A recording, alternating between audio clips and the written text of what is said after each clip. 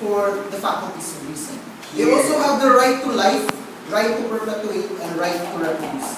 Something that endangered species cannot do, obviously. From this alone, we can see that individuals who poach these animals are the same way committing a crime equal to murder, taking away someone's life and inherently their right to perpetuate and what have you. So, Chair, what did our opening government said a while ago, Mr. Chair? He said that how it isn't just poachers that also poach, but also we want to punish those who urge them to poach. And second, there's no harm when we go with their policy and for the betterment of the environment and what have you, Mr. Chair. What's the stand of closing government, Mr. Chair? We think that at the end of the day, the value that the value that society wants to perpetuate, Mr. Chair, is endangered species are the same with humans, Mr. Chair. First, what's the policy? Let's go first with the rebuttals for the opening opposition. They said that the policy does not assure us that does not assure commensurate punishment as commensurate punishment, Mr. Chair. What's wrong with this, Mr. Chair? When humans kill a human, they are deemed to be punished because they breach the right to life, and we want to provide victims the retribution done, Mr. Chair. There's no difference here when it comes to animals. The right to life has also been breached. You killed the endangered species. Second, we want to provide retribution or reparations to victims.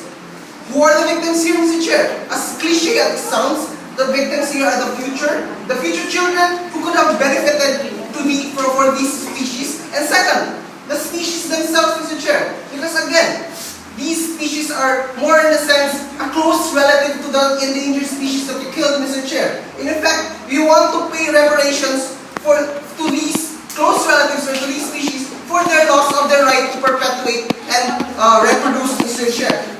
For my rebuttals.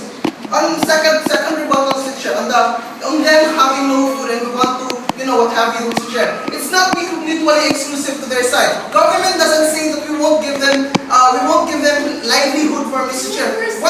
What we intend, Mr. Chair, is just to punish individuals who poach, Mr. Chair. We don't say that we will not give them livelihood at the end of the day. Because I don't understand. Would God want to continue the practice of poaching just to let these individuals who poach have something to eat tonight, Mr. Chair? You won't fix the problem with that. Society has ultimately the job not just to protect these people, Mr. Chair, but also the society as a whole, and that includes animals as well.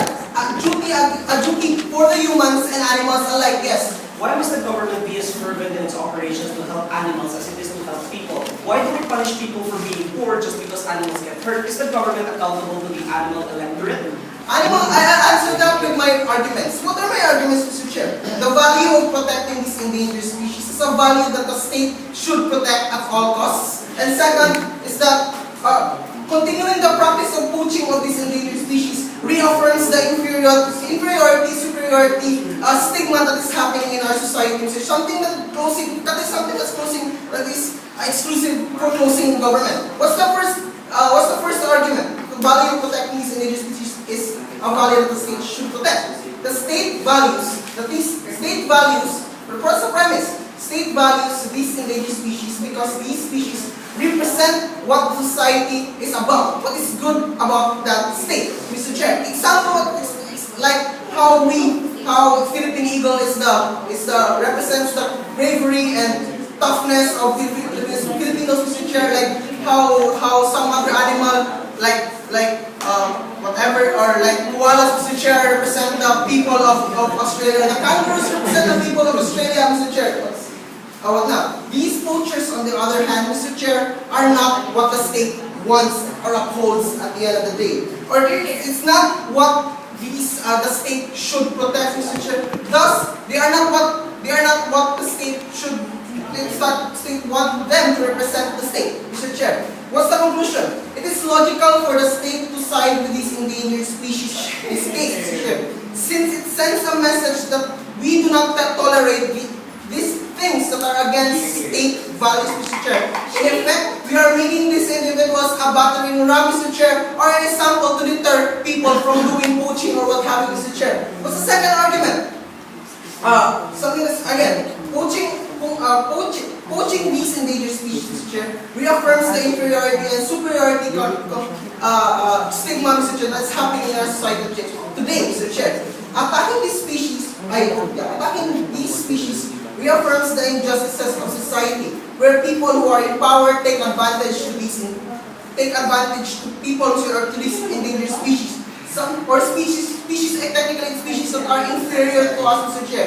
The same way that the problem society, wherein we take advantage of people who we feel as inferior to us, Mr. Chair. Like how whites or how white Americans, Mr. Chair, see gays, see blacks, see Asians, Mr. Chair, or how the rich see or take advantage to these poor people, Mr. Chair. That's not what we want from the government, Mr. Chair. We want again to send this message, Mr. Chair, that the state does not want the inferiority, superiority, what have you, Mr. Chair, that continually perpetuates to society, Mr. Chair.